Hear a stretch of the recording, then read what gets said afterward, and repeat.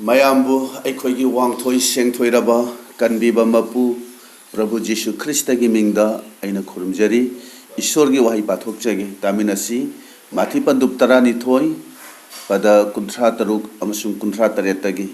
amasung aina nakhoida hairi bani mi singna nganga daba warem khudingmaki maram wayan gi numitta pigadabani maram di nangi wahi singdagi nangbu chummi haina amasung nangi wahi singdagi nangbu lali haina singthana gani mathangda Romeo pandup tara pada tara amasung tara mathoidagi yengsi maram di mina dharma chenba phangnana ba pukning na thajai amasung aran khubam phangnana ba machin na haidokjai maram di shastra na hai ibungo bu thaja ba mi khuding bu ikai halloi pathoktuna tami nakraba ibungo mahaki aseng ba wahi singase tajari ba ikhoi mayam gi mathakta ibungona bor pinabiba oishanu amen ngasigi numida sida aigi sermon asigi hiramoina thamjaba dudi thajabagi wahi haidokshi asumna thamjabani thajabagi wahi haidokshi nungsijaraba ojasing amadi ichil inausing aikhoigi bible asina hairi ariba walepnaba asida mausina Egyptagi lak kun henba Israel macha singbu lamjing duna kenan tamna chatlammi maduda ekhona singtharon pandup kunni thoi asida ekhoina uri makhoi adu balak haina kauba moab ki ningtho amagi laibak phau duna chatpa taramni maduda balak na khangi madudi soidana lanthengna batai haibasini adubu balak na lanthengna bagi damak lanmi amadi khuju khulai thorang tawkhide madugi mahuttadi matamduda leiriba balam haina kauba ishor gi maichau amabu kaurammi aduga Israel macha sing adubu shirap tawbiu haina balamda haijaramni matang sida aina haijaning badi Kristan nattaba singna hena wahi gi matikse khangi haibasini aduga ishor gi macha oriba thajaba ikhoina wahi asigi matikse ikhoina khangdabani khanduna yengbiu lanthengnabagi mahota mi amabu kauduna shirap tawbiu haina haibani maramdi Israel singdu yenglorabadi balak yamna solli masi mahak masana khangje aduna balakna manai singbu thaduna balambu puraknanaba mahakna honarami maduda balakna magi mi sing tharatuna aibu lawba lagli base chatlura haina balamna mapu ibungoda hangjakhibani maduda paukhum oina nang chatkhinu haina mapu ibungodagi paukhum phangba matung inna mahakse chatkhide aduna balaki manai singdo hanki maramdi Israel macha sing ado walepagi macha singni aina bor pikhrabani haina balamda mapu ibungona haiki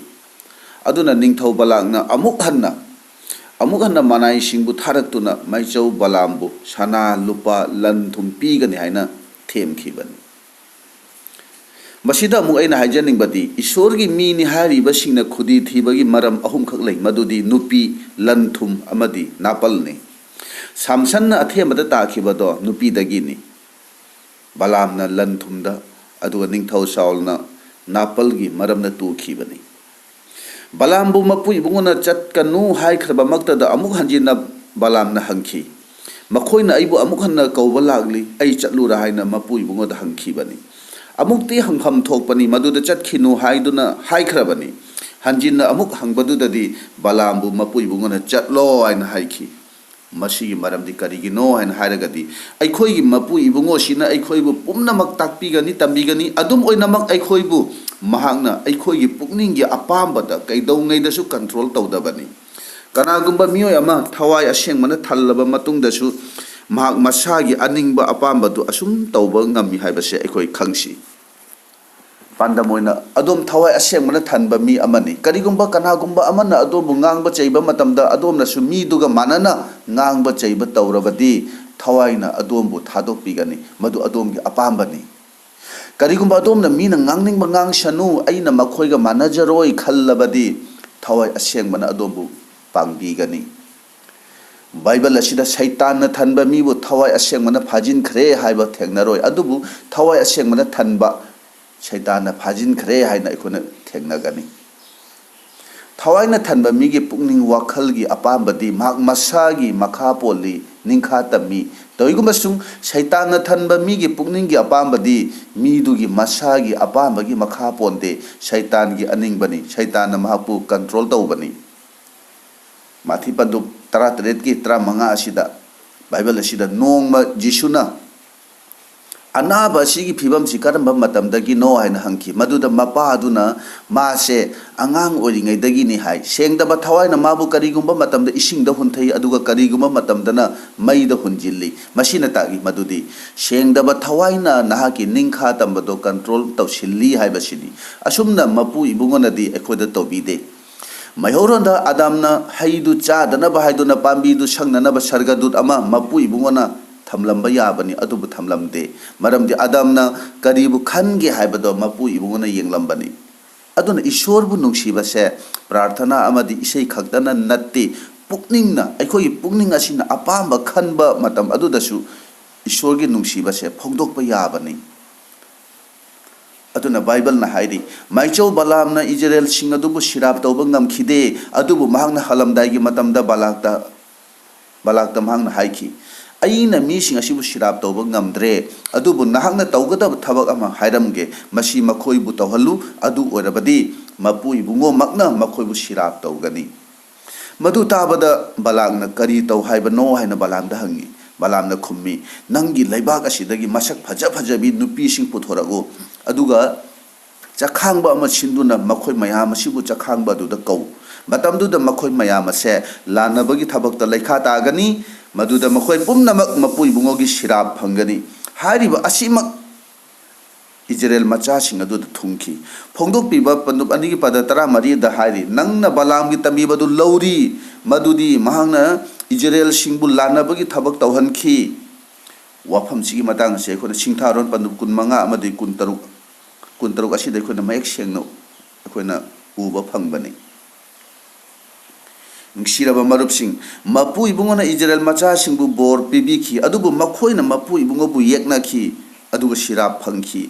हारिबा थौदोक असिगा चप मानना ngasisu अखोइना तौरिबनी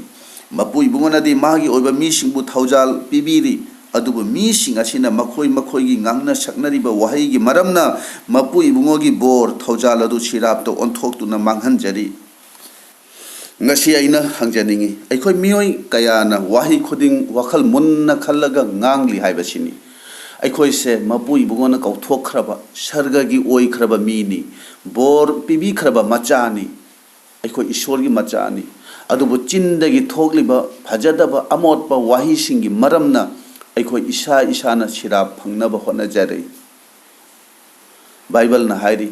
अहानबदा वाहि अदु लैरम्मी वाहि अदु ईश्वरगा लैमिनरम्मी वाहि अदु ईश्वर ओइरम्मी Bible की वाहि सिंग असे निंगसिंग ननबा खक्तगी दमक मपु इबुंगोना अखोइदा पीबा नत्ते अदुबु वाहि सि अखोइगी loan ओइना सिजिननबा अखोइगी वाहि ओइननबा मपु इबुंगोना पीबीबनी Bible असे इद्रिङैदा वाहि ओइना हाइदोखरबनी हाइदोक्लिबा वाहि अदो इसिननबनी मरमदि मदु अमुक अखोइना वाहि ओइना हाइदोकननबनी इसा इसागी लोन ओइना सिजिननबनी मरम मसिना अखोइगी पुंसीदा अवाटपना थल्ला मतमदा शैतान अखोइगी पुकनिंगदा नंगदी ओइदबा कानादबा मीनी हाइन हारकपदा बाइबल की वाहिदगी हे शैतान नंग चतखरो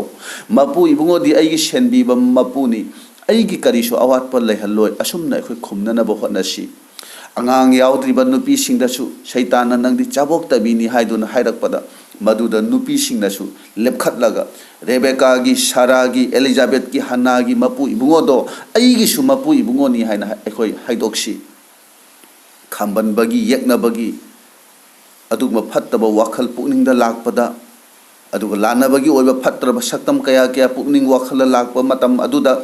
वाखल नुंगाइना मदुदा अखोना लैबगी महुत्ता लेपखतुन हे शैतान अइगी हक्चांगी अपांबा पुंबा जीसुगा लोइनना क्रॉसता पांग तिंगमिनखरबनी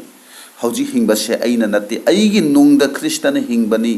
लानबगी पाप की थबक सिंग अदुदा अइदी असीबनी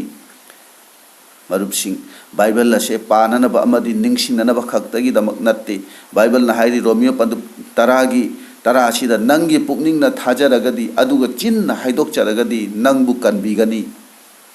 mi ayamba nadi Bible gi wahi asibu aikhogi loan oina sijinabagi mahutta aikhogi feeling asibu loan oina sijinari madudi hakchang kharan nungai tabada phagado mandre masigi laina sina sidori male phani haiba thajadre haiba gumba masi thajaba aikhogi wahi natte asa leitaba wahi ni masidi thajaba haiba sidi ishor bu thagat pani jisuna mi lising manga bu pijadringai mamangda tal amasu nga du lauraga sargada yankhatuna thagatchari haina haibani jisuna khangi madudi mayam chaba oklani haibasini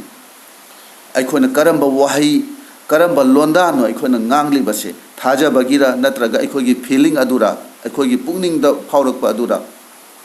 aikhoise khandok piraba kauthok piraba Ishorna bor pibi khraba mi singni aikoi isana isagi damak prophecy tawduna thaja bagi wahi haidok pa yabani kana gumba amabu madugi damak ngai bagi darkar oite Corinthian singlupta prophet amatta leite adubu Paul na nakhoi pomnamak prophecy tawba yai hena haibani maramasina aikoi gi chindagi aikoi haidokshi aikoi ase bor pibi khrabani Prabhuna thaujan birabani paap ki apha apun yaudrabani aise thawai aseng mana thanba yabani lakadaba matamda Prabhuga chatminagani atopa singda thawai gi tinjak marang kaina piba ngamgani asina chingba aikoi chinna haidoktuna thajabagi wahi sing ase haidoktuna prophecy tausi nongma gi punchida aina manglomda thawai gi punchi asida manglomda chakhatkani jisugi manakda hena naksingani haina aikoi haidokshi aikhoigi leitona se ngamliba makhai atopada thaujalgi wahi haidokshi shirab tawbada mibu chaibada leitona se aikoi sijinaroshi aikhoida mapu ibungona sinabi base aikoi khangdabana ayambani haibase ngasi numit asida ina haijaningbani aigi chindagi thokpa ishorgi wahi se masi oigani haiba aikoi thajasi jisugi mingda madu oigani haiba aikoi thajasi Joshua pandu tara asida aikoni yenglabadi nongma Israel singna lanthengnaringai da Joshua na khangi madudi numit taramdai oiduna mamsil lagle numit takhrabadi yengnaba singdo lot khigani aduga lanthengnabadu hayeng phawba chatharagani adubu hayeng amuk lanthengnarabadi yamna aruba lanphama ma oidani haiba khangki aduna Joshua na lepaga numit ta haibani he numit nang mafam asidagi lenganu maduda numit na amadi thana chap lengkhide adubu marupsing masida khanthaningai oiba wafamdi aikoi pumna mangna khangi numitti lengde prithibina numitta lairibani prithibhi nang lenga nu haina hairamga dabani aduna masi aranba wafamni adum oina bang Joshua na haibado Prabhuna tabiki maramdi wahaidagi hena aikhogi thajabado mapu ibungona hena maru oina laubani Joshua na numitta lenga nu haina haibado da Prabhuna solar system ase chap lebhankibani mapu ibungona mahaki macha manai wahaibu yamna maru oina lobi haiba se masi aikoi khangsi shastra na hai ibungo bu thajaba mi khuding makpu ikai haloi Romeo taragi taramathoi marup sing mioi badi uri ba pot adugi maramda ta ngangbani maduda wajabani adubu mapu ibungodi mahangna uri ba aduda ngangde adubu mahangna uba paba adugi maramda mahang ngangbani mahangna amambabu urabada mammi haiduna haikide adubu mangal thoksanu haina haikibani mapu ibungogi mahaki masigi wafamsi aikoi hainabi aikoi habit oiba wafam ama oihallabadi punchida ahongba ama lakani aikoi ayambadi feeling da aikoi pukning da phaurakpa aduda aikoina chatpani faith thajabada chattabana ayambani pukning da khalakpaduda ngang duna punchibu awabada tahalli aikoi irakta mama mapa oiba kayamadi macha singna piklingai da phattaba wahi sijinaduna ngangkhiba jaikhiba maramna chauruklabada macha singna madumak oiba yauribani mioibagi chinna ngangthokhiba haibadi aikoina hulliba maru adumak aikoina lokani haiba se ningsingba phai yamna angakpa amadi mi kharadi makoina oiningdaba natraga uba pamdabado makoina haiba yawi ꯈꯨꯗꯝ ꯑꯣꯏꯅ ꯍꯛꯆꯥꯡ ꯉꯝꯗ꯭ꯔꯕꯗꯤ ꯑꯩꯈꯣꯏ ꯐꯕ ꯄꯥꯝꯃꯤ ꯑꯗꯨꯕꯨ ꯀꯅꯥꯒꯨꯝꯕ ꯑꯃꯅ ꯑꯩꯈꯣꯏꯗ ꯍꯪꯂꯛꯂꯕꯗꯤ ꯑꯩꯈꯣꯏꯅ ꯀꯔꯝꯅ ꯈꯨꯝꯃꯤ ꯑꯩ ꯈꯪꯗ꯭ꯔꯦꯗ ꯇꯧꯔꯤꯁꯦ ꯐꯒꯗꯧ ꯃꯥꯟꯗ꯭ꯔꯦ ꯃꯁꯤꯒꯤ ꯂꯥꯏꯅꯥꯁꯤꯅ ꯁꯤꯗꯣꯔ ꯃꯥꯜꯂꯦ ꯁꯤꯅꯤꯡꯂꯦ ꯑꯁꯤꯅꯆꯤꯡꯕ ꯍꯥꯏꯕ ꯌꯥꯎꯏ ꯍꯥꯏꯔꯤꯕ ꯋꯥꯐꯝ ꯑꯁꯤ ꯑꯩꯈꯣꯏꯅ ꯄꯥꯝꯕꯗꯤ ꯅꯠꯇꯦ ꯑꯗꯨꯕꯨ ꯑꯩꯈꯣꯏ ꯑꯁꯨꯝ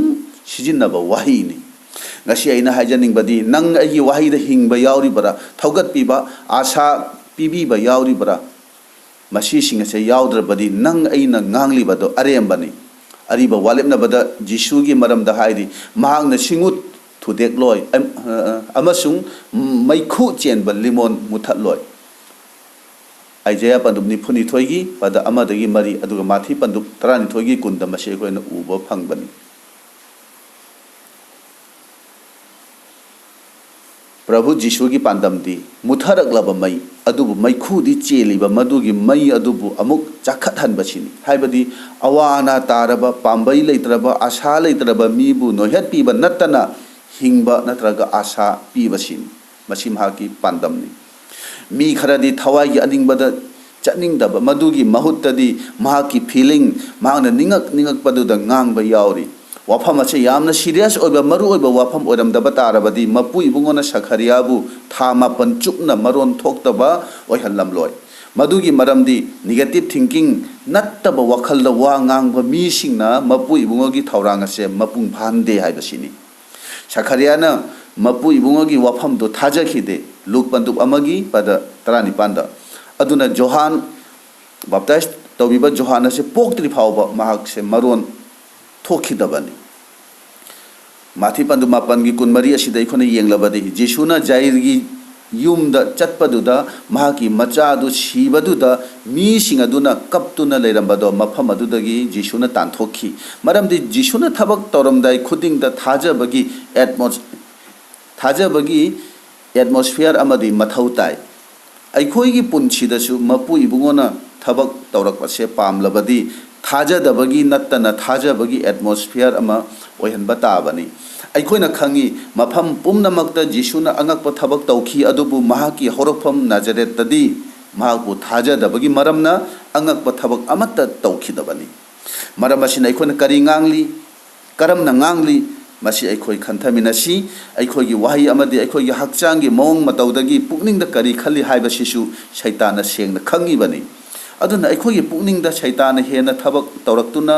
अखोइ इसामगसे डिप्रेशन ओइदनबा अमदी मीबु वायनदनबा वाही वतादा अखोइ यामना चेक्सिनबा ताई शैताना मियोइबगी थमोइदा नेगेटिव माइंड नेगेटिव थिंकिंग पिसिनबा पामी मरमदी अखोइगी चिन्ना मदुगी नेगेटिव ओइबा वाहीसिंग दो हाइदोकपसे शैतानगी अपामबनी बाइबल की वाही से शैतान हेन फजन खंगी मदुदी बाइबल ना हाई माथि पंदुक 12 पद 53 असिदा मियोइबगी चिन्ना ngang वाही की मतुंग इन चुम्मी नत्रगा लाली हाइदुना मदुगी मही फंगनी हैना हाइबनी अदुना इसाबु मांगहन जगदबा सीबा याबा वाहीसिंग दो अखोइगी चिन्दगी हाइदोक हनबसे शैतान पामबनी अदुना अखोइ नेगेटिव थिंकिंग ओइदनबा अखोइ चेक्सिनसी बाइबल ना हाइबनी लांगतकनगनु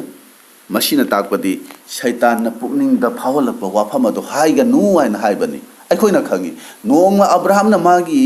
मनाई अनीगा लोइनना मचानुपा इसाकु ईश्वरदा कथोकननबा चलमनी मनाई अनी अदुना अखोइसु नाहका लोइनना चटकी हाइबदा अब्राहम ना नखोइ अनी मफम असिदा लेरमु अईगा इचानुपागा चटलगा मपु इबुंगोबु खुरुमजरगा अखोइ अमुक हलके हाइ अखोइ अमुक हलके हाइना हाइबनी मपु इबुंगोनदी मचादुबु मईदा थादुना कथोउ हाइना हाइबनी अदुबु अब्राहमनदी अखोइ अमुक हलकनी हाइना हाइबनी अब्राहमना खनकी मपु इबुंगोना इचाबु असीबदगिसु हिंगारहनबा ngami हाइबसिनी अखोइनदी खनबा याय मचानुपादु मफम अदुदा मपु इबुंगोना याव मचा अमा पीदुना कनबिखिबनी अदुबु इब्रियोदा हाइरी पंदुप 13 पद 19 असिदा ईश्वरना असीबसिंगदगिसु ईश्वरना असीबसिंगदगी फावबा हिंगारहनबा ngami हाइबा महाकना खल्ले मदुदगी महाकना पांदम ओइना माबु अमुक हन्ना फंगजरे अब्राहम की नुंगददी मचाबु हानना हातखरबनी अदुबु अब्राहमना मनाई अनी अदुदा हाइखिबदुदी महाकी थवाईगी मिन्ना हानना उखरबनी मदुनी महाना मनाई अनी अदुदा हाइखिबदु अदुगा मुक डेविडना Goliath ka lanthengnabi chatpadudasu David na haibani he Goliath nangdi lanthengnabi thaurang punamak tawraga lagle adubu aigidi karisu yaude aigidi mapu ibungogi mingda lanthengnaba laklibani David na nung ama lauraga magi gulenda haptuna kapkhibaduda